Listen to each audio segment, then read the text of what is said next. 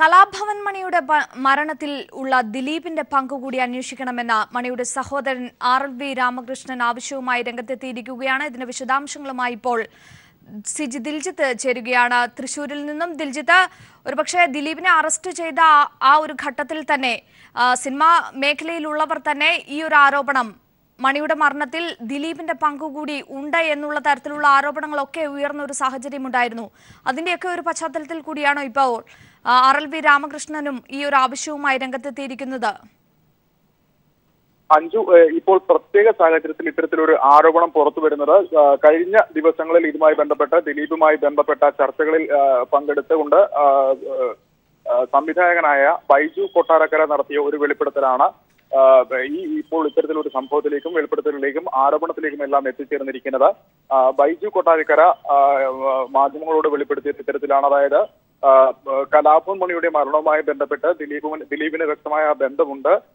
ദിലീപിന് കലാഭവൻ മണിയുമായി ചേർന്ന് ചില സ്ഥലം ഇടപാടുകൾ, റിയൽ എസ്റ്റേറ്റ് ഇടപാടുകൾ ഉണ്ടായിരുന്നുവെന്നും അത്തരത്തിൽ കേരളത്തിന്റെ വിവിധ ഭാഗങ്ങളിൽ ഇത്തരത്തിൽ ഭൂമികൾ ഒരുമിച്ച് വാങ്ങിയിട്ടുണ്ടെന്നും ആ ഭൂമിയുടെ ഇടപാടുകളുമായി ബന്ധപ്പെട്ടുള്ള തർക്കങ്ങൾ ഇവർ തമ്മിൽ ഉണ്ടായിരുന്നുവെന്ന്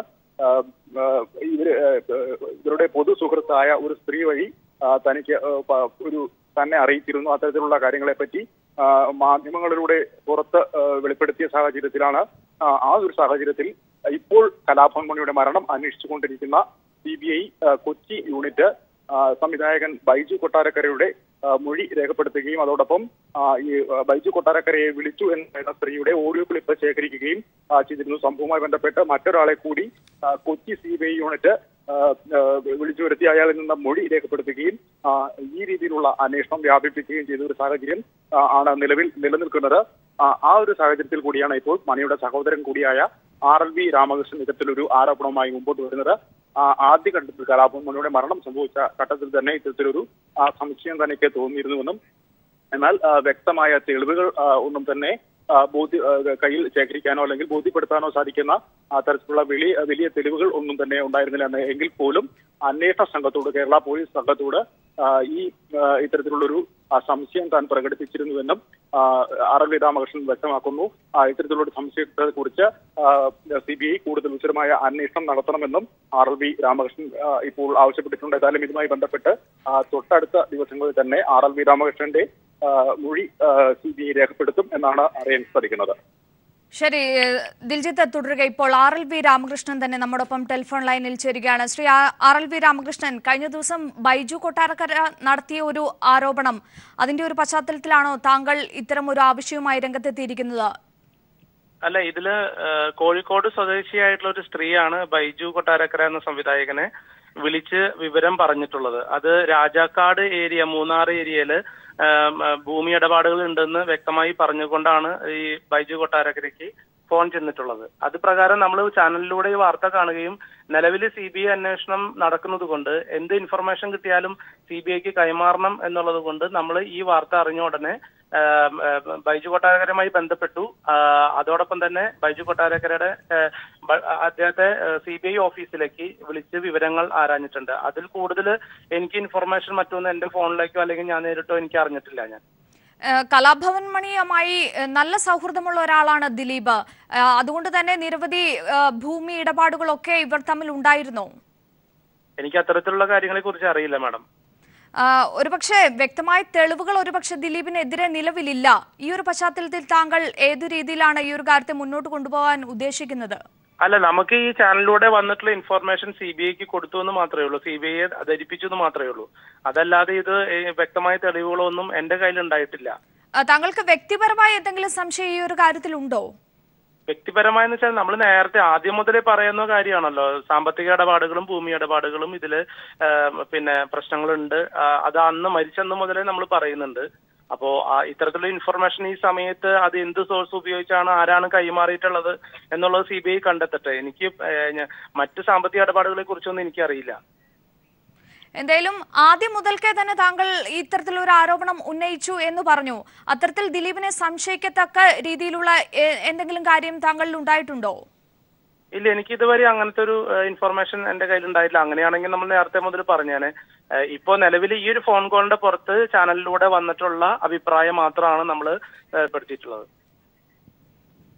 എന്തായാലും ഈ ഒരു കേസ് ഒരുപക്ഷെ കലാഭവൻ മണിയുടെ ആ മരണസമയത്ത് ദിലീപും നാദിർഷയും ഒക്കെ വളരെ ദുഃഖിതരായി തന്നെയാണ് കണ്ടത്. ആ ഒരു ഘട്ടത്തിൽ നാദിർഷ ഉൾപ്പെടെയുള്ളവർ ഫേസ്ബുക്ക് പോസ്റ്റ് ഉൾപ്പെടെ ഇട്ടതാണ് നീ ഒരുപക്ഷെ ഇപ്പോഴുണ്ടായിരുന്നെങ്കിൽ എന്നുള്ള തരത്തിൽ.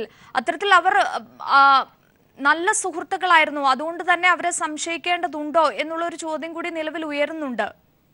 ഇതിൽ സംശയിച്ചിരിക്കുന്നത് ഈ ഒരു കോള് പിന്നെ ഇപ്രകാരം ഒരു ചാനലിലൂടെ വന്ന വാർത്തയുടെ പുറത്താണ് ഇപ്പോ ഇത്തരത്തിലുള്ള പരാമർശങ്ങൾ വന്നുകൊണ്ടിരിക്കുന്നത്. നമ്മളായിട്ട് നേരിട്ട് ഉന്നയിച്ചിട്ടില്ല ഇതുവരെയും. ഇപ്പോ ഈ ഒരു സ്ത്രീ മുഖേനയാണ് ഈ ചാനലിലൂടെ ബൈജു കൊട്ടാരക്കരയ്ക്ക് ഫോൺ ചെയ്ത് അറിയിച്ചിട്ടുള്ളത്. അവർക്ക് ഏതെങ്കിലും തരത്തിലുള്ള ബന്ധം ഉണ്ടായിരുന്നോ എന്നുള്ള കാര്യം എനിക്കറിയില്ല. ഞാൻ നേരിട്ട് അറിഞ്ഞിട്ടില്ല. ഞാൻ ഈ വാർത്തകളിലൂടെ വന്നിട്ടുള്ള പരാമർശങ്ങളിലൂടെ മാത്രമാണ് CBI ശ്രദ്ധയപ്പെടുത്തിയിട്ടുള്ളത്. അല്ലാതെ വ്യക്തിപരമായിട്ട് എനിക്ക് മറ്റു കാര്യങ്ങൾ അറിയില്ല. എന്തായാലും ഭൂമി ഇടപാടുകളാണ് ഇവർ തമ്മിൽ ഉണ്ടായിരുന്നത് എന്നുള്ളതാണ് നിലവിൽ ആ പറഞ്ഞ സ്ത്രീയും ഒപ്പം ബൈജു കൊട്ടാരക്കരയും ഒക്കെ ഉന്നയിക്കുന്ന ഒരു കാര്യം. അതിൽ കൂടുതൽ വിവരങ്ങൾ താങ്കൾക്ക് അറിയാൻ കഴിയുമോ? ഇല്ല, എനിക്ക് അതിൽ കൂടുതൽ എനിക്കറിയില്ല. ഈ രാജാക്കാട് ഏതോ ഒരു ഡോക്ടറും ഒരു ഭാര്യയും അവർക്കും സിനിമാ മേഖലയുമായിട്ട് എന്തോ ബന്ധം ഉണ്ട്. ആ രീതിയിലാണ് ഇപ്പോ ഈ സ്ത്രീ ഇൻഫർമേഷൻ കൊടുത്തിട്ടുള്ളതെന്ന് എനിക്ക് അറിയാൻ സാധിച്ചിട്ടുള്ളത്. എന്റെ ഫോണിലേക്ക് ഇതുവരെ ഒരു ഫോൺ കോൾ വരിക അല്ലെങ്കിൽ ഇത്തരത്തിലുള്ള സൂചന തരിക ഉണ്ടായിട്ടില്ല. ഈ ഫോൺ കോൾ വന്നിട്ടുള്ളത് ബൈജു കൊട്ടാരക്കരയ്ക്കാണ്. എന്തായാലും ഈ ഒരു സംഭവം ഒരുപക്ഷെ ബൈജു കൊട്ടാരക്കര ഈ ഒരു ആരോപണം ഉന്നയിച്ചതിന് ശേഷം താങ്കൾ ബൈജു കൊട്ടാരക്കരയെ ഫോണിലൂടെ ബന്ധപ്പെടുകയോ മറ്റോ ഉണ്ടായോ? ഒപ്പം മറ്റ് വിവരം അറിയിച്ചു എന്ന് പറയുന്ന ആ സ്ത്രീയെ കുറിച്ചും അന്വേഷിച്ചോ താങ്കൾ? ഞാൻ ബൈജു കൊട്ടാരക്കരയെ അന്വേഷിച്ചു കൊടുത്തപ്പോ ബാക്കി ഇൻഫർമേഷൻ ബൈജു കൊട്ടാരയോട് ചോദിച്ചു. ഞാൻ CBIക്ക് ഈ വിവരം കൈമാറിക്കോട്ടെ ചോദിച്ചപ്പോ ബൈജു കൊട്ടാര പറഞ്ഞു എനിക്കറിയാവുന്ന കാര്യങ്ങൾ ഞാൻ പറയാൻ തയ്യാറാണ്. അവര് സംസാരിച്ചിട്ടുള്ള എല്ലാ സംഭാഷണങ്ങളും അവരുടെ കയ്യിലുണ്ട്. അത് CBIക്ക് കൈമാറും എന്നാണ് ബൈജു കൊട്ടാരക്കര നമ്മളോട് പറഞ്ഞത്. അതുപ്രകാരം CBI ഉദ്യോഗസ്ഥർക്ക് ബൈജു കൊട്ടാരക്കര നമ്പർ കൊടുക്കാനുണ്ടായിട്ടുള്ളത്. എന്തായാലും ബൈജു കൊട്ടാരക്കരയുടെ ഈ ആരോപണത്തിൽ ഉറച്ചു നിന്നുകൊണ്ട് ദിലീപിനെ സംശയിച്ചുകൊണ്ട് കേസുമായി മുന്നോട്ട് പോകാനുള്ള തയ്യാറെടുപ്പിലാണോ താങ്കൾ? അല്ല, അത് ഇപ്പോ CBI ഉദ്യോഗസ്ഥരാണ് അത് കണ്ടെത്തേണ്ടത്. നമുക്കിപ്പോ വ്യക്തമായിട്ടുള്ള തെളിവുകൾ നമ്മുടെ കയ്യിലല്ലോ. ഇതിന്റെ പുറകിൽ എന്താണ്, ആരാണ്, ഇനി എന്താണ് ഇതിന്റെ ഉദ്ദേശം എന്നുള്ള കാര്യം നമുക്കറിയില്ല. അപ്പൊ അതുകൊണ്ട് എന്തായാലും ഈ സ്ത്രീയെ എത്രയും പെട്ടെന്ന് അന്വേഷിച്ച് കണ്ടുപിടിച്ച് ആ സ്ത്രീയുമായിട്ടുള്ള ചോദ്യങ്ങളിലൂടെയാണ് നമുക്ക് ഈ കാര്യം കൂടുതൽ വെളിവാക്കാൻ പറ്റുള്ളൂ. നിലവിലെ അന്വേഷണത്തിൽ താങ്കൾ തൃപ്തികരനാണോ? അല്ല, ഇപ്പൊ CBI കേസ് അന്വേഷണം ഏറ്റെടുത്ത് പ്രാഥമിക അന്വേഷണങ്ങൾ തുടങ്ങിയിട്ടേ ഉള്ളൂ. അതിന്റെ ഒരു ഉത്തരം തരുന്ന ഘട്ടത്തിലേക്ക് ആയിട്ടില്ല ഇതുവരെയും. ഇനി എന്ത് നടപടിയുമായി മുന്നോട്ട് പോകാനാണ് താങ്കൾ ഉദ്ദേശിക്കുന്നത്? അല്ല, നമുക്കിപ്പോ ഈ അന്വേഷണം നടക്കുന്നിടത്തോളം കിട്ടാവുന്ന ഇൻഫർമേഷൻ, നമ്മുടെ മുമ്പിലേക്ക് വരുന്ന ഇൻഫർമേഷൻ, അത് സംശയത്തിന്റെ നേരിലായാൽ പോലും അത് ബന്ധപ്പെട്ട ഉദ്യോഗസ്ഥരെ അറിയിക്കുക എന്നുള്ളത് മാത്രമേ നമുക്ക് കടമയുള്ളൂ. അതിന്റെ പുറത്ത് കൂടുതൽ ചകഞ്ഞു പോകാൻ നമ്മൾ പോലീസ് ഉദ്യോഗസ്ഥരല്ലല്ലോ. അപ്പോൾ നിലവിൽ CBI എന്ന് പറഞ്ഞ അന്വേഷണ സംഘം ഉള്ളത് കൊണ്ട് അവരുടെ ശ്രദ്ധയിൽപ്പെടുത്തുക എന്നുള്ളത് മാത്രമാണ് നമ്മുടെ ഉദ്ദേശം. എന്തായാലും ഈ ഒരു അന്വേഷണം ഒരുപക്ഷെ ഒന്നും എങ്ങും എത്താത്ത ഒരു സാഹചര്യം കൂടിയാണുള്ളത്. ഈ ഒരു ഘട്ടത്തിൽ സിനിമാ മേഖലയിലുള്ളവർ തന്നെ താങ്കളെ സഹായിക്കുന്നതിനായി, താങ്കളുടെ ഒപ്പം നിൽക്കുന്നതിനായി എപ്പോഴെങ്കിലും രംഗത്ത് വന്നിട്ടുണ്ടോ?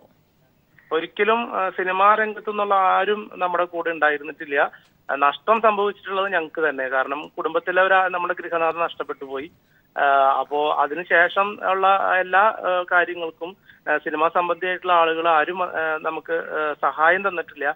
എല്ലാവരും ഒരു മരണ വീട്ടിൽ വന്നു പോകുന്നത് പോലെ എല്ലാവരും വന്നു, തുടർന്നുള്ള ദിവസങ്ങളിൽ വന്നു പോയി എന്നല്ലാതെ യാതൊരു തരത്തിലുള്ള സഹകരണം ഈ സംഘടനാ ഭാഗത്തു നിന്നോ മറ്റു പേഴ്സണലായിട്ട് ഏതെങ്കിലും ആർട്ടിസ്റ്റിന്റെ ഭാഗത്തു നിന്നും ഉണ്ടായിട്ടില്ല.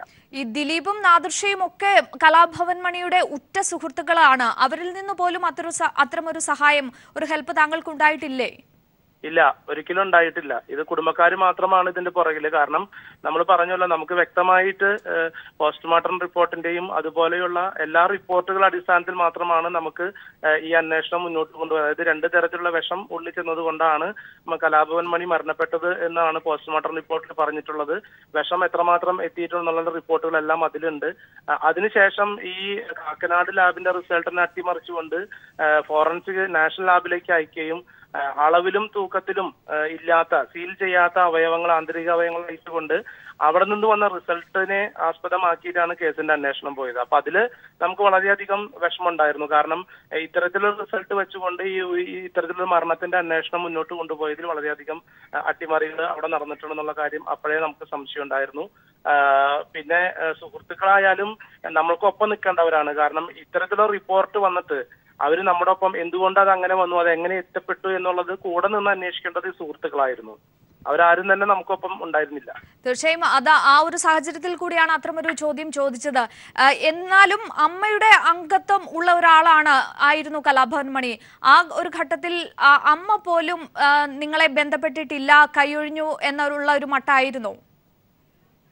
കൈയൊഴിഞ്ഞ വെച്ചാൽ നമുക്ക് ഞാൻ പറഞ്ഞില്ല നേരത്തെ, ആർട്ടിസ്റ്റുകൾ ഓരോരുത്തർ ഒരു ദിവസം വീടുകളിലേക്ക് മരിച്ച ദിവസത്തോടനുബന്ധിച്ചിട്ട് വന്നു പോയി എന്നല്ലാതെ എന്താണ് കേസ്, അല്ലെങ്കിൽ എന്താണ് തുടർ നടപടി, അല്ലെങ്കിൽ എന്താണ് ഞങ്ങളുടെ ഭാഗത്തുനിന്ന് സഹായം വേണ്ടത് എന്ന് ചോദിച്ചുകൊണ്ട് ഒന്നും അമ്മയുടെ ഭാഗത്തുനിന്ന് ആരും വരികയോ വിളിക്കുകയോ പോലും ചെയ്തിട്ടുണ്ടായിരുന്നില്ല. കേസ് അന്വേഷണത്തിന്റെ ഘട്ടത്തിലും അങ്ങനെ തന്നെ ഒരു നിലപാടായിരുന്നു അമ്മ സ്വീകരിച്ചിരുന്നത്. അല്ല, നമ്മളിപ്പോ അവരുടെ ഭാഗത്തുനിന്ന് ആരെ കോണ്ടാക്ട് ചെയ്യണം, ആരെ കോണ്ടാക്ട് ചെയ്യാനും പറ്റില്ല. വിളിച്ചു കഴിഞ്ഞാൽ അവരുടെ ഫോൺ കിട്ടില്ല. അപ്പോ അതുകൊണ്ട് പിന്നെ നമുക്ക് അവരെ പിന്നിൽ കൂടെ പോകേണ്ട കാര്യം വെച്ചാൽ നമുക്ക് നമ്മുടെ കേസ് മുന്നോട്ട് കൊണ്ടുപോകണം നമ്മുടെ ആവശ്യമാണല്ലോ. അതായത് തുടർന്നോളൂ. അല്ല, നമുക്ക് യാതൊരു തരത്തിലുള്ള സപ്പോർട്ടുകളും ഇതിന്റെ ഭാഗത്തുനിന്ന് ഉണ്ടായിട്ടില്ല എന്ന് തന്നെയാണ് ഞാൻ പറയുന്നത്. അമ്മയുടെ ഭാഗത്തുനിന്ന് നമുക്ക് കേസ് മുന്നോട്ട് കൊണ്ടുപോകണം, അല്ലെങ്കിൽ എന്തായി കേസ് എന്നുള്ളൊരു അന്വേഷണം പോലും പിന്നീട് ഉണ്ടായിട്ടില്ല. അതായത് ഒരു തരത്തിലുള്ള സഹായം സിനിമാ മേഖലയിൽ നിന്ന് ഉണ്ടായിട്ടില്ല എന്ന് മാത്രമല്ല, ഒരു അട്ടിമറിക്ക് കേസന്വേഷണത്തെ അട്ടിമറിക്കുന്ന ഒരു നിലപാടുകൾ പല ഭാഗത്തു നിന്നും സിനിമാ മേഖലയിൽ നിന്ന് ഉണ്ടായിട്ടുണ്ട് എന്ന ഒരു ആരോപണം, അതാണ് താങ്കൾ ഇപ്പോൾ ഉന്നയിക്കുന്നത്. അട്ടിമറിയെ കുറിച്ച് എനിക്ക് പറയാൻ അറിയില്ല. കാരണം കേസുകളെല്ലാം ഈ നിലപാടിലൂടെ പോയി. അവ നമുക്ക് വളരെ വ്യക്തമായിട്ട് അറിയാം. ഞാൻ പറഞ്ഞത് കാക്കനാട് ലാബിന്റെ റിസൾട്ടിന്റെ അട്ടിമറിയാണ് ഞാൻ പറഞ്ഞത്. ആ റിസൾട്ടില് വിഷം ഇല്ലാതാക്കാനായിട്ട്, അല്ലെങ്കിൽ വിഷത്തിന്റെ ക്ലോർപൈറിഫോസ് എന്ന വിഷത്തെ ഒഴിവാക്കാൻ വേണ്ടി നാഷണൽ ലാബിലേക്ക് അയച്ചു. അതിലെ അളവിലും തൂക്കത്തിലും ഇല്ലാത്ത റിസൾട്ട് ആയിരുന്നു എന്നത് കാക്കനാട് നാഷണൽ ലാബിലെ റിപ്പോർട്ടില് വളരെ വ്യക്തമായിട്ട് പറയുന്നുണ്ട്. അപ്പൊ ആ ഒരു റിസൾട്ടിനെ ആസ്പദമാക്കിക്കൊണ്ട് അന്വേഷണം പോവുകയും അന്വേഷണം എങ്ങും എത്താത്തൊരു അവസ്ഥയിലേക്ക് എത്തുകയും ചെയ്തു എന്നാണ് പറഞ്ഞത്. അതിന്റെ പുറകിൽ അട്ടിമറിക്കപ്പെട്ടത് ആരാണെന്ന് എനിക്കറിയില്ല, അതിനെ കുറിച്ച് പറയാനറിയില്ല. എന്തായാലും കേസ് സംബന്ധമായിട്ടുള്ള സഹായങ്ങൾ ഇവരുടെ ഭാഗത്തുനിന്ന് ഉണ്ടായിട്ടില്ല. ശരി, വളരെയധികം നന്ദി ശ്രീ RLV രാമകൃഷ്ണൻ ഈ അവസരത്തിൽ ഞങ്ങളോട് പ്രതികരിച്ചതിന്. ഇപ്പോൾ ദേവദാസ് കൂടി നമ്മോടൊപ്പം ടെലിഫോൺ ലൈനിൽ ചേരുകയാണ്. ശ്രീ ദേവദാസ്, അതിശക്തമായ ഗുരുതരമായ ഒരു ആരോപണവുമായി കഴിഞ്ഞ ദിവസം ബൈജു കൊട്ടാരക്കര നമ്മുടെ ന്യൂസ് ആൻഡ് വ്യൂസിൽ തന്നെയാണ് ഇത്തരം ഒരു ആരോപണം ഉന്നയിച്ചത്. ദിലീപിനും മണിയുടെ മരണത്തിൽ പങ്കുണ്ട് എന്നുള്ള വ്യക്തമായ ആരോപണം താങ്കൾ എങ്ങനെ നോക്കിക്കാണുന്നു? ഈ അവസരത്തിൽ RLV രാമകൃഷ്ണൻ CBIയെ ഈ വിവരം ധരിപ്പിക്കാൻ ഒരുങ്ങുകയാണ്.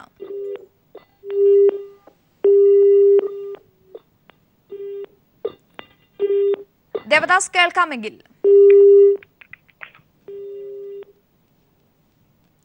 ടെലിഫോൺ ലൈനിൽ അദ്ദേഹം ഇല്ല എന്ന് തോന്നുന്നു. എന്തായാലും കലാഭവൻ മണിയുടെ മരണത്തിൽ ദിലീപിന്റെ പങ്ക് ഉണ്ട് എന്നുള്ള ആരോപണത്തിൽ ഉറച്ചു നിന്നുകൊണ്ട് ആ വിവരം CBIയെ ധരിപ്പിക്കാൻ ഒരുങ്ങുകയാണ് RLV രാമകൃഷ്ണൻ. ദിലീപിന്റെ പങ്ക് കൂടി അന്വേഷിക്കണമെന്നാണ് ഇപ്പോൾ RLV രാമകൃഷ്ണന്റെ ആവശ്യം. ദിൽജിത്ത് ചേരുകയാണ്. ദിൽജിത്ത്, RLV രാമകൃഷ്ണന്റെ വാക്കുകൾ നാം കേട്ടുകഴിഞ്ഞു. അദ്ദേഹത്തിനെതിരെ ആരോപണം ഉന്നയിച്ച കാര്യത്തിൽ തെളിവുകളില്ല എങ്കിൽ കൂടി ആ ഒരു വിവരം ധരിപ്പിച്ച അന്വേഷണവുമായി മുന്നോട്ട് പോകാനുള്ള നീക്കത്തിലാണ് RLV രാമകൃഷ്ണൻ. തീർച്ചയായും കഴിഞ്ഞ ദിവസം ഇത്തരത്തിൽ മാധ്യമങ്ങളിലൂടെ സംവിധായകൻ ബൈജു കൊട്ടാരക്കര നടത്തിയ വെളിപ്പെടുത്തൽ തനിക്ക് വന്ന ഫോൺ കോളിനെ കുറിച്ചും അതിന്റെ വിശദാംശങ്ങളെ കുറിച്ചും ഇത്തരത്തിൽ ദിലീപും മണിയും തമ്മിൽ ഇടപാടുകൾ ഉണ്ടായിരുന്നു, സാമ്പത്തിക ഇടപാടുകൾ, റിയൽ എസ്റ്റേറ്റ് ഇടപാടുകൾ ഉണ്ടായിരുന്നു എന്ന് വെളിപ്പെടുത്തുകയും ആ ഇടപാടുകൾ സംബന്ധിച്ച് കലാഭവനും ദിലീപും തമ്മിൽ തർക്കങ്ങൾ നിലനിന്നിരുന്നു എന്നതടക്കമുള്ള വെളിപ്പെടുത്തലുകൾ, അതും ഇപ്പോൾ ദിലീപ് ഇത്തരത്തിലൊരു കേസ് പെട്ട് പ്രതിസന്ധിയിലായി നിൽക്കുന്ന ഘട്ടത്തിൽ ഇത്തരത്തിലൊരു വെളിപ്പെടുത്തൽ വരുമ്പോൾ അതുമായി കൂട്ടി യോജിച്ചുകൊണ്ട് തന്നെ ഇത്തരത്തിലൊരു വെളിപ്പെടുത്തൽ ബൈജു കൊട്ടാരക്കര നടത്തുകയും തുടർന്ന് RLV രാമകൃഷ്ണൻ ഈ വെളിപ്പെടുത്തലിന്റെ പശ്ചാത്തലത്തിൽ ഈ വിഷയങ്ങളെല്ലാം തന്നെ CBIയുടെ ശ്രദ്ധയിൽപ്പെടുത്തുകയും ചെയ്തിരുന്നു. 2 ദിവസങ്ങളിലായി സംവിധായകൻ ബൈജു കൊട്ടാരക്കര അടക്കം 2 ആളുകളുടെ മൊഴികൾ CBI ശേഖരിച്ചിട്ടുണ്ട് എന്നാണ് നമുക്ക് മനസ്സിലാക്കുന്നത്.